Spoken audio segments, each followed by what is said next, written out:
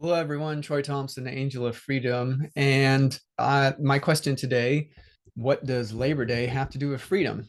So today's Labor Day, and I have to admit, I was a little naive about the origins of Labor Day and really the purpose of it, where it came from. So I did a little research. And of course, this is based on what I could find on the internet. And I just have to go on the assumption that it's true. And so basically, there's this time period in the late 1800s where the typical worker, it was not uncommon that they would work 12 hours a day for 7 days a week and make just kind of enough money to scrape by.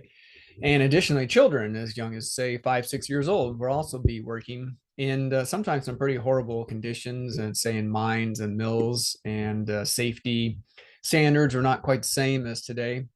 And so this prompted workers to go on strikes, and various states implemented in the late 1800s a day recognizing workers.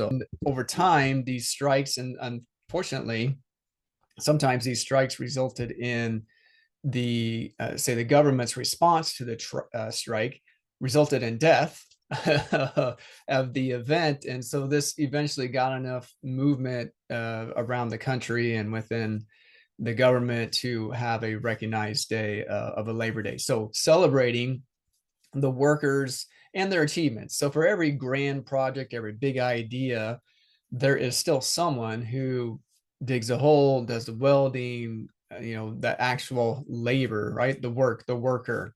And so Labor Day is celebrating, honoring those people and their contributions. So what does that have to do with freedom?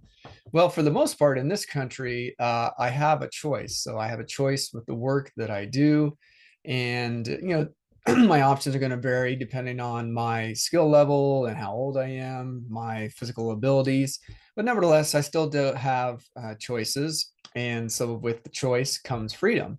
So I hope you enjoyed your Labor Day, and hope you enjoyed this quick message. Troy Thompson, the Angel of Freedom.